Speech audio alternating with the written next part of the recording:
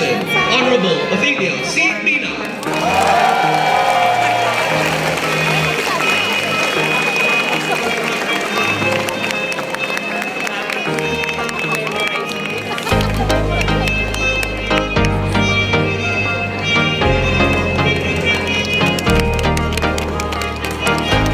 Practice of our profession. And you have to bear in mind that when we talk about the practice of the real estate brokerage profession, it is not only selling. Selling is just a transaction in connection with real estate service, practically real estate brokerage service. You have to remember the acronym LAMSON. I assume that all of you know what is LAMSON all about. Assume, so I will not spell it out, but make sure you live within your heart what are the different services that we have to undertake pertaining to real estate transactions, which involves selling, listing, lease, exchange, mortgage, joint venture, and other similar transactions pertaining to the real estate property ownership. Likewise, if you look at the provisions of our law in reference to Section 29, you have to bear in mind that we cannot or you cannot practice the profession unless you possesses the necessary qualifications and the requirements. And our law said that you have to possess a valid certificate of registration. And take note, the conjunction that was used under our law, it is and, not or. And when we talk about the and, it is a possession or you should be a possessor of a valid professional identification card, or in short, the PRC ID. Speaking about the PRC ID, we know for a fact that our ID is only valid for 3 years.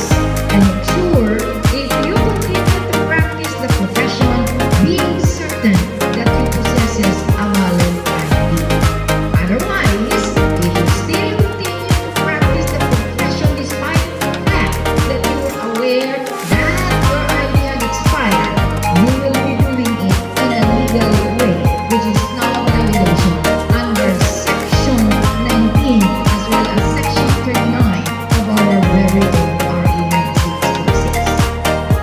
And to a certain extent, when you talk about your brokerage practice and you extend it to your salesperson, under the existing guidelines now as issued by the PRBS in reference to PRBS Resolution number 11, Series 2021, you have to remember there, when you extend such professional service, which is known as a real estate brokerage service, you assume responsibility over the salesperson who will act as your attorney in fact.